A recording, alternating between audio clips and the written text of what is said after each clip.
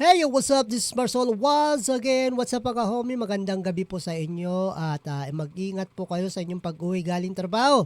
At kung kayo na may papasok, mag-ingat pa rin dahil alam mo naman ngayon ang panahon ay napakasama, bagyo po at naglipa na ang mga baha. So mga homie, related po sa pagbaha o sa panahon nitong ating pag-uusapan. Kaya kung kayo magre-react, please react doon sa comment section para naman bigyan natin ng kuro-kuro kung ano sa palagay natin at ating mga suggestion. Ayan, mga kaibigan. No? So, mga kaibigan, bago po tayo magsimula at ipanood sa inyo ang video na ito is please mag-like and subscribe to my channel, Marsolo. I-hit mo yung notification bell para updated po tayo sa ating mga video ginagawa na katulad nito. So, wag na natin patagalin ito Kayo na po bahala ang maghusga kung dapat pa ba natin paniwalaan, dapat pa ba natin, alam mo na, sana naman sa panahong ito, magising-gising ng mga Pilipino. Mismo tinutulungan na tayo ng kalikasan, tinutulungan na tayo ng panahon kung ano talaga ang gobyerno ang ginagawa ng gobyerno ngayon. No? Halos matatapos na po ang termino ng ating mahal at kapikitagan na Pangulo ng Pilipinas na si Bongbong Marcos. Eto, panoorin, sabay-sabay na po natin panoorin at wag na natin patagalin para naman sa ganun. Kayo na bahala. Puta naman, oh. Ano ba nangyari nito eh? Kabago-bago. Bakit nagkaganyan? Pinaka-depressed na section, sir. Dapat na-anticipate natin to eh. Parado eh, oh. Ayan, oh, hindi gumalabas, oh. Kita mo doon, oh. Tinan mo, ayan, oh. Hindi gumalabas eh. Hindi lumulusot, oh. So, ang nangyayari, since lowest point to ng phase 1, lahat ng tubig, kita mo naman, oh, ayun, oh. Lahat ng tubig na bumababa dito, naiiwan. Wala kasi tayong drainage dito eh. Ideally sana, may drainage ka dito sa gitna para nagde-drain siya dito. Pero wala. Eto mga homie, no? Ito na unang video to.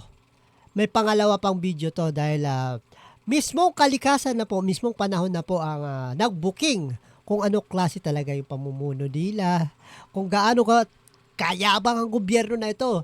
Ito yung mga ligasiya na dapat daw ipagmalaki ng administrasyong Marcos. Wala eh. Dahil sa mga barrier ng busway, hindi nakakalabas yung tubig. Nagalit na nga ako sa mga to eh. Bakit hindi naman lang na-anticipate yun? Iniisip nila, magde-drain naman yung tubig dun sa mga butas na yan. Eh, hindi nangyari. Early this morning, maglalagay na ng gaps dyan para lumabas yung tubig. Tapos, pag inayos natin to, kailangan i-stroke natin ng paganon. Pagka medyo gumanda na yung panahon, ayusin na to ng permanente. Fix it, no cost to government, the contractor has to fix that. And then we have to just make sure that the water does not stay. How can you assure us that yung gagawin pong rehabilitation sa EDSA will last us a long time at hindi po after 1 year or 1.5 years ay butas-butas na Ganda naman pong ito? tanong yan. No, unang-una, Ito mga homie, no? Itong interview kay Vince Dizon is nakaraang January 15, no? So dito pinagmalaki niya at pinagmayabang niya ang magagawa ng gobyerno para sa mga ganung mga bagay, yung mga para maiwasan ng baha daw kuno, para maayos daw kuno ang maayos daw kuno yung daanan ng mga busway o ng mga sasakyan dito sa may bandang EDSA. So kaya ito po ang kanyang sinabi dito sa kanyang interview. Sana po pakinggan nyo maayos. ang ginagamit nating asfalto ngayon at itong pagre-reblock natin, no, talagang piling-pili. Ibig sabihin, nung una kasi ang plano, Pinky, talagang babakbakin yung buong EDSA mula Rojas Boulevard hanggang Monumento. Yan tinanggihan ng Pangulo yan. Sabi niya, find a better way para hindi naman mahirapan ng mga kababayan natin and find better technologies that other countries are using already. So, yan ang pinilit natin gawin, no? Talagang yung mga engineers natin naganap ng bagong paraan at ito na yon, no? Yung bagong paraan, gumagamit tayo ng mas matibay na asfalto na ginagamit lang sa Pilipinas ngayon sa ating mga expressway, sa mga sa NLEX, SLEX, Skyway, SCTEX, etc. at sa mga runway sa mga airport. First time natin ginamit itong asfaltong ito sa ating mga normal national road. I'm assuming it's more expensive than the It's a usual. little more expensive, pero dahil nga nagbaba din tayo ng presyo ng ibang mga materyales, actually, mas mababa at nag-reduce tayo dramatically nung scope of work. Yung original na 17 billion na budget para dyan, tingin ko lampas 5 billion nga, o wala pang 6 billion okay. ang gagastusin natin for the entire stretch of it. Northbound and southbound. Both. And Both how yan. long is that supposed to last? Ang sinasabi sa atin, minimum 5 years. Minimum. 5 years ang bago i-maintain ulit yung ginagagay nating pag-aayos ngayon sa So not in sa hindi EDSA. siya masisira in 1 year or 1.5 years. Yun ang garantiya. Minimum. At meron of namang 5 warranty years. yan yung ating contractor. So kung meron mang konting masira dyan, aayusan din yan at no cost to government. So 5 years yun. All 5 right. years ang sinabi nila. Okay, the next one is Wala pang isang taon mula nang ayusin pero tad-tad agad ng lubak ang ilang bahagi ng EDSA. Ang mga bagong asphalt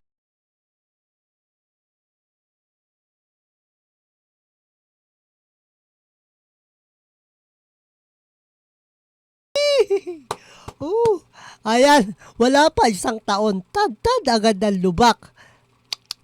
Vince Dizon, ano na ginagawa mo? Akala ko ba, ha? Medyo advanced yung technology na ginamit nyo dito. Ano? So, mga kaibigan, no? Kayo na bahala humusga. Ito lang, itong balita na ito. Ito lang. Nung nakaraan lang, nung kasagsagan ng tag-ulan tsaka bagyo. Ito, pakinggan pa natin, no? to kasi nabakbak dahil sa ulan. Nakatutok si Oscar Oira live. Oscar. Yes, Vicky, wala masyadong pagbaha sa Metro Manila ngayong araw. Pero ang mga naging pag-ulan nitong mga nagdaang araw, nag-iwan ng ilang bakbak na kalsada sa EDSA.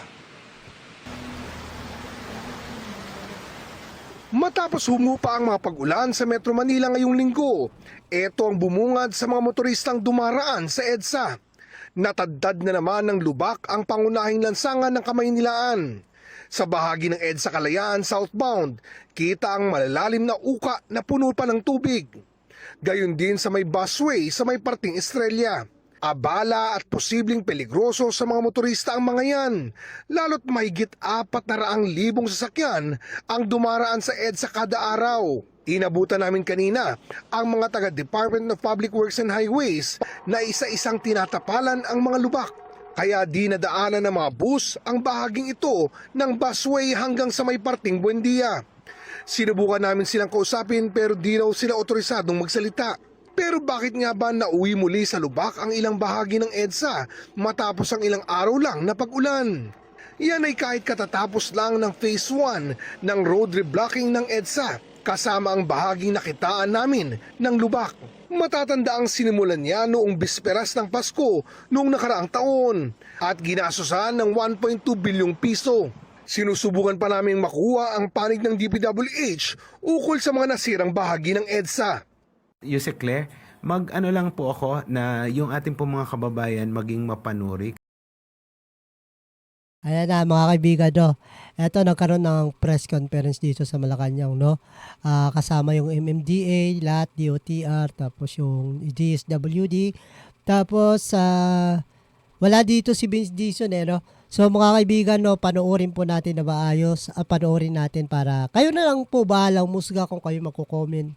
Please comment sa comment section, no?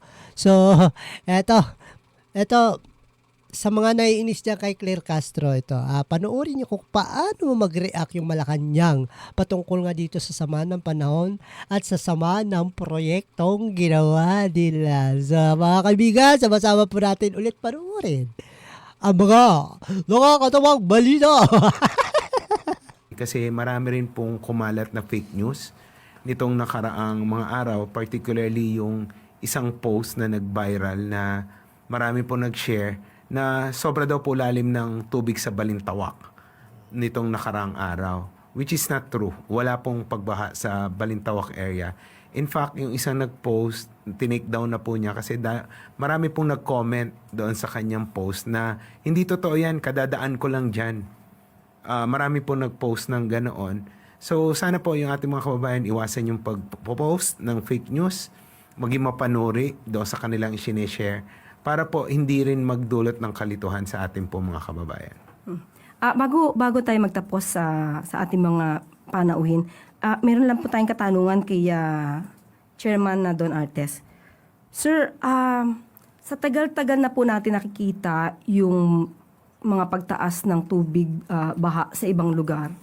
Ano po yung nakita na cause usually? Meron po bang structure na nakaharang o purely basura?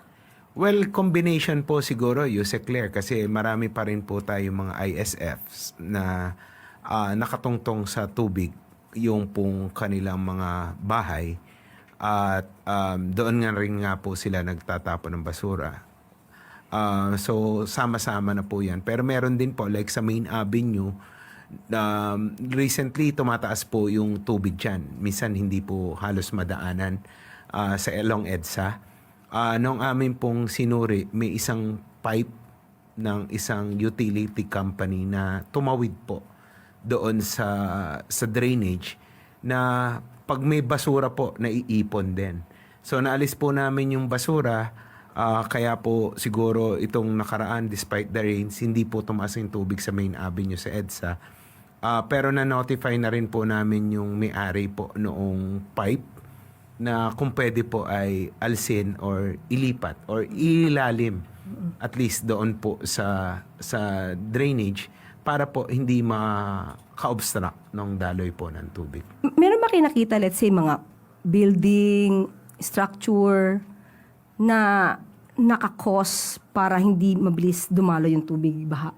Meron din po at yan po ay pinadadala natin ng notice of violation kahit nga po mag-violate. Alam niyo mga homie, no? Pagtatanungin mo talaga ang gobyerno, marami silang dahilan. Marami silang palusot, marami silang gagawin na papaano ba natin palulusitin gayong halos matatapos ang termino ni Pangulong Bongbong Marcos. So, anong gagawin nila? Kundi, alam niyo, galit na talaga ang mga taong bayan, no, sa pinagagawa nito, lalo na dyan sa Parañaque, Las Piñas, bandang Bacoor. Ayan, dito sa may Las Piñas, bandang Zapote. Lalalim, taga dyan ako kaya alam ko dahil dumadaan po ako mismo dyan. Tuwing tag-ulan, dumadaan ako dyan kasi nakikita ko rin yan kasi dyan ako nakatira at ilang taon din ako tumira dyan. So mga kaibigan so wala pa rin sila. Ilang bagyo nang dumaan. Halos taon-taon, palaging may bagyo. Siyempre, palagi nila nakikita na ganyan. Doon pa lang sa unang taon ng, let's say, bagyo, makikita mo na yan na nagbabaha dyan, lumulubog ng baha dyan. Dapat susolusyonan mo na. Ha? Para sa pangalawang taon, ma-observe mo, maganda pala yung ginawa natin, ituloy natin sa ibang lugar. So, matatapos na po ang termino ng ating kapi-kapitagan, kamangha-manghang Pangulo na si Bongbong Marcos. Sana naman po magkaroon po siya ng legacy na hindi makakalimutan. Alam mo mga kaibigan, ang legacy lang ng Pangulong Marcos na hindi makakalimutan ng mga taong bayan. Ang pagiging, ano ba yan?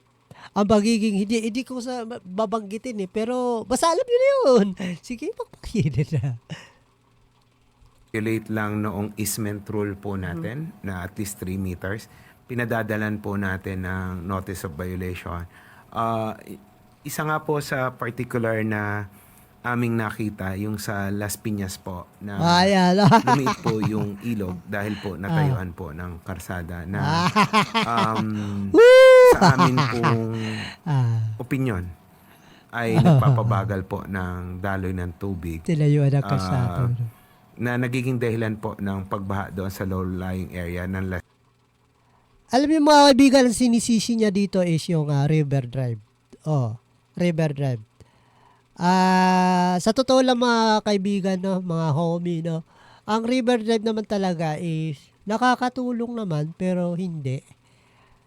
And tinutukoy niya dito yung tulay dun sa may gilid ng ilog ay tumawid sa ilog or sa gilid ng ilog, parang hindi naman nabawasan eh. Kahit naman na wala pa yung kalsada dyan tumataas talaga ang tubig dyan.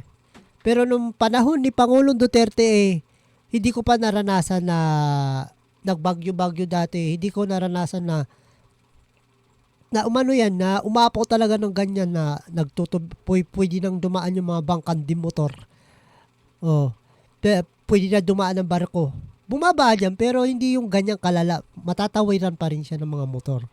So, ayan mga kaibigan, no? Halos matatapos na po yung termino ng mahal na Pangulong Marcos. No? Ngayon lang po sila nagbibigay ng suggestion na katulad yan na ginagawa ng press conference dito sa Malacanang.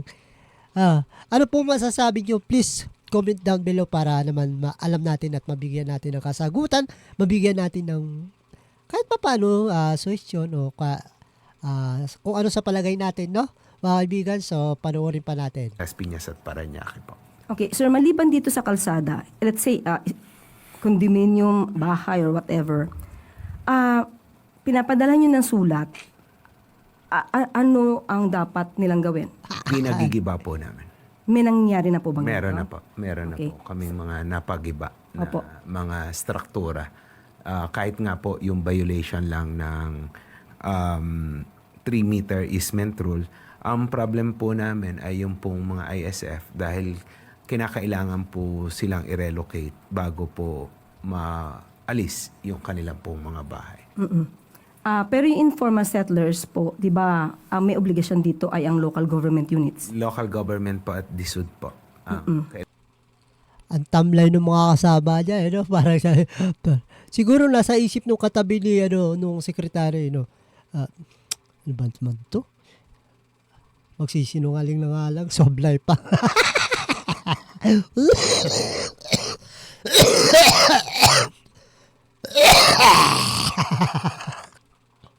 Kailangan maghanap po ng relocation site para po sa kanila.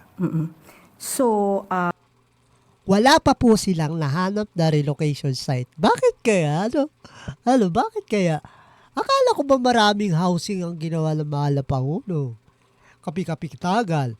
Matipunong Pangulo na si Bongbong Marcos. Bakit wala pa rin hanggang ngayon? Di nyo pa rin mapalipat.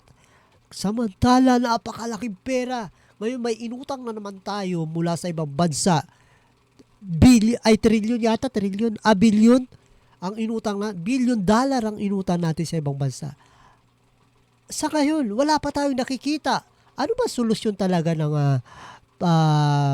para sa informal settlement? Tingin ko wala eh. Walang tawag nito, wala talagang project para sa kanila eh. Siguro para sa mga politikong alam mo na, katulad dyan sa Bicol, 500 billion pampagawa lang ng Coliseum, maintenance ng Coliseum. Yung 500 million na yun, ilang bahay na yung magagawa doon. sana po makakuha kami ng record, if ever, doon sa Oo mga nga. natanggal, diba? Para mapakita din natin sa taong bayan na yung ginagawa. Sobra naman po. Opo. Regarding Meron this, sa naman po Marikina kaming Pumping ginagawa. Station, sabi niyo po, may time na hindi siya gumana because May overheat. nag-trip daw po na nag-trip electrical daw. component according to tinawagan ko po yung Wala po ba yan maintenance? Kaya nga tayo may tinatawag na preventive maintenance para in case ng emergency katulad nito na nag-uulan is makita hindi pumalya yung sinasabing equipment. Pero ano nangyari? Kasi wala kayong pampasahod sa mga maintenance. main contractor. Bumibili daw sila ng pyesa na hopefully makabit today.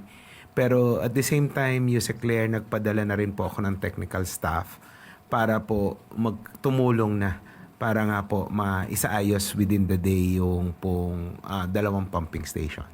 So, yung lumalabas na nakita nyo, na nagiging cause, basura siya. Kasama po talaga. Malaking parte po rin yung pong basura sa pagbagal ng daloy ng tubig. At ganoon din po, nagko-cost po talaga siya. Alam nyo mga kaibigan, mga homie, ang basura talagang cause yan ng pagbaha. Noon pa yan, 80s, 60s, Noon pa yan, alam na ng tao yan. Pero, kayo ang nasa kapangyarihan. High-tech na yung mga gamit natin ngayon. At kayo yung nasa inyo yung kapangyarihan ng mga pulis, DILG o whatsoever. Kayo dapat ang tawag nito yung nagmi-maintain yung kapaligiran. Dapat mag may tumira dyan. Kailangan natin i-wash out yung mga bahay dyan. Bakit hindi nyo nagawa ngayon? Magsusuwestiyon kayo na ganito yung palusot nyo na mga basura po talaga. Tsaka yung mga informal settler po talaga yung mga nakakasagabal dyan. So, what ang solusyon nyo dyan? Anong magiging solusyon nyo dyan para dyan? Sa tingin ko mga kaibigan, mga kababayan, hindi talaga kinikibit balikat lang talaga nila yung mga informal settler. Kaya nga dumadami sila dahil hindi sila pinapansin ng gobyerno. Kaya dumadami sila. Tapos pag oras na tag-ulan, sunog, sila yung sisisiin. Kawawa naman sila. Ng flash flood, lalo-lalo na po sa ating mga kalsada. Ayun. So sabi nga may kasabihan tayo, basurang itinapon mo, babalikin Tama. sa'yo. So, Basurang itinapon mo, babalik din sa'yo. Kaya mag-abang na lang kayo sa 2028. Tiyak na maraming basura ang makukuha sa 2028. sa mga kababayan natin, kasi ang dali pong manita or mag point finger sa gobyerno. Ang pamahalaan naman po ay talagang ginagawa ang lahat. Pero sana lahat po tayo, lahat ng mga kababayan natin, meron po kayong obligasyon para maiwasan po natin yung ganitong klase ng pagbaha. Marami po talagang basura nakikita para nagbabara. Nung nakaraang taon may nakita po tayo sofa Talaga, nagbabara. na nakaharang mismo sa daluyan ng tubig. Tama ba? Refrigerator.